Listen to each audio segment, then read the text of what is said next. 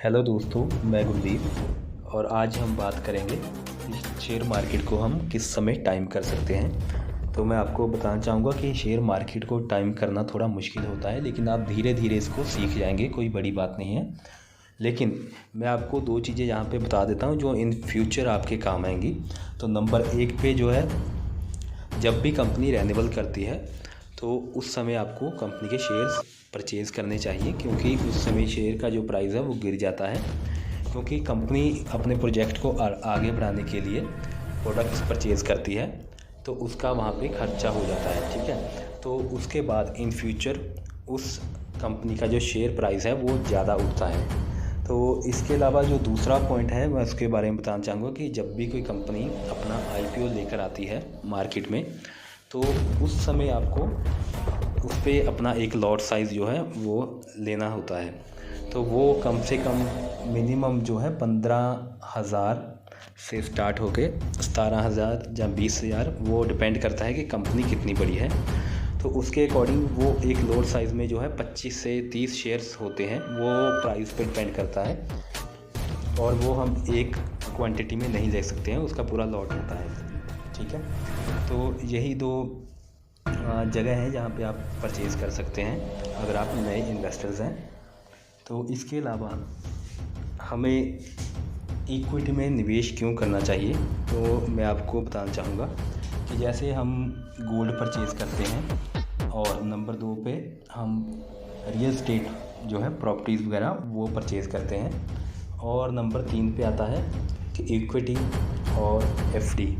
ठीक है, तो इसमें आपको मैं बताना चाहूँगा कि जिस समय हम प्रॉपर्टी परचेज़ करते हैं तो उसके लिए हमारे दो रीज़न्स होते हैं। या तो हम फ्यूचर में उस प्रॉपर्टी की वैल्यू बढ़ाकर उसको सेल करेंगे, और जहाँ एक रीज़न होता है कि मजबूरी, कि हमें जो है अपनी प्रॉपर्टी भी लेनी होती है। तो उसमें भी कई लोग क्या करते हैं कि जो प्रॉपर्टी होती है वो ले लेते हैं लोन पे, उसमें उनको 10% जो है वो पेड करते हैं एक बार, तो 90% है जो वो कुछ 10 साल या 20 साल के लिए उसका जो लोन करवा लेते हैं। तो वो मतलब उन्होंने अपने 10 साल या 20 साल जो है वो वहाँ पे बॉन्ड कर लिए।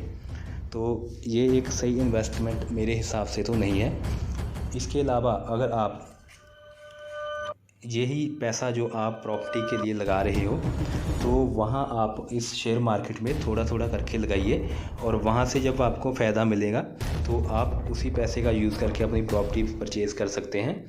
और जो आप ज़्यादा जो है ब्याज देते हैं किसी बैंक को, तो आपको वो भी नहीं देना पड़ेगा।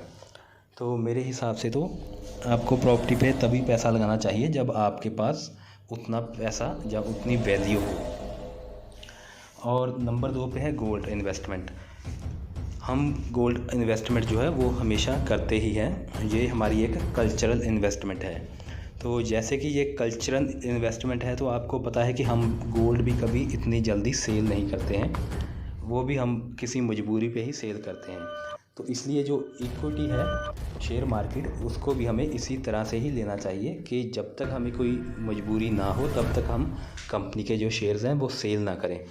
क्योंकि आने वाले समय में जैसे जैसे टाइम होता जाएगा, 5 साल 10 साल, तो उसमें जो है हमारी जो पैसे की वैल्यू है वो भी बढ़ती रहेगी, और साथ साथ उसका जो है मल्टीप्लाई भी होता रहेगा। तो जैसे कि जो दुनिया के नंबर 1 इन्वेस्टर्स हैं उनमें से है वॉरेन बफेट। और वॉरेन बफेट जो है दुनिया के नंबर 1 इन्वेस्टर्स हैं। तो उन्होंने ही ये एक लाइन कही है कि cash is a bad investment. तो आप जान सकते हैं कि कैश जो है अपने पास रखना बहुत अच्छी बात नहीं होती है, क्योंकि उसमें काफ़ी सारे नुकसान होते हैं।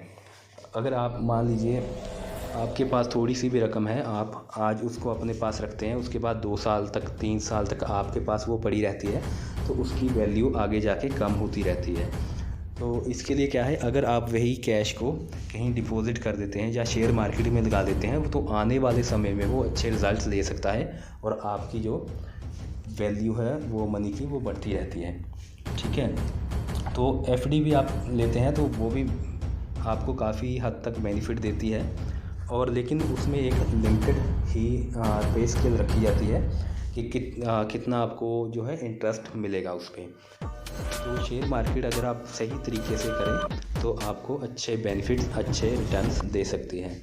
तो मैं आपको ये भी नहीं कहता कि आप अपनी जो सैलरी का आधा हिस्सा जहाँ 30% ही शेयर मार्केट पे लगा दीजिए, नहीं, आपको एक सेफ़ इन्वेस्टमेंट करनी है जिसमें आपको वही मनी जो है शेयर मार्केट में लगानी है जिससे अगर आपके पास ना भी हो तब भी आपका काम चलता हो, ठीक है। तो ऐसे आप अच्छे से बैलेंस करके जो है शेयर मार्केट में आ सकते हैं। तो इसके अलावा आपको बताना चाहूँगा कि जैसे कुछ ब्रोकर्स होते हैं जो बोलते हैं कि हम आपको 100%, 300% या 500% का जो है रिटर्न लेकर देंगे, तो आपको उनकी बातों में नहीं आना है, क्योंकि आपको यहाँ पे खुद एनालाइज़ करना है, कुछ खुद से सीखना है, तो उसके बाद ही आप इन्वेस्टमेंट जो है कर सकते हैं। लेकिन एकदम एक्साइटेड होके आपको इन्वेस्ट नहीं करना है।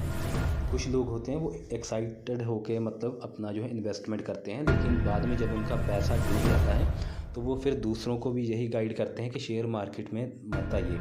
तो लेकिन शेयर मार्केट में आप थोड़ी सी जो अमाउंट है वहाँ से शुरू कर सकते हैं और ख़ुद एनालाइज कर सकते हैं इसको, किसी की बातों को सुनने की आपको ज़रूरत नहीं है, ठीक है। तो आपको करना क्या है, स्टार्टिंग के लिए आपको जो है टॉप 10 शेयर खुद एनालाइज करके, खुद ढूंढ के कौन से अच्छे शेयर्स हैं, कौन सी अच्छी कंपनीज चल रही हैं, तो उसके लिए आपको मैं आइडिया बता देता हूं कि वो आप कैसे चेक कर सकते हैं। नंबर 1 पे आपको क्या करना है, आप अपना डेली रूटीन ही चेक कर लीजिए कि आप कौन सी गाड़ी जो है पसंद करते हैं, जहां आपको कौन सी गाड़ियां रोड पे दिख रही है, ठीक है।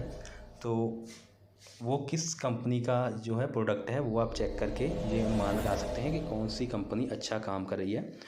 और इसके अलावा मैं आपको छोटी छोटी और एग्जांपल्स दे देता हूँ, जैसे कि आप चेक करिए कि कौन सा टायर ज़्यादा बिक रहा है, ठीक है। तो इसके अलावा आप कौन सा पेप्सोडेंट यूज़ कर रहे हैं और आप कौन सा बिस्किट खा रहे हैं, और इसके अलावा आप कौन से जो है ब्रांड के कपड़े पहनते हैं और कौन से शूज़ पहनते हैं। तो ये डेली नीड्स जो है हमारी, वो हर एक नीड जो है वो शेयर मार्केट के साथ ही जुड़ी होती है।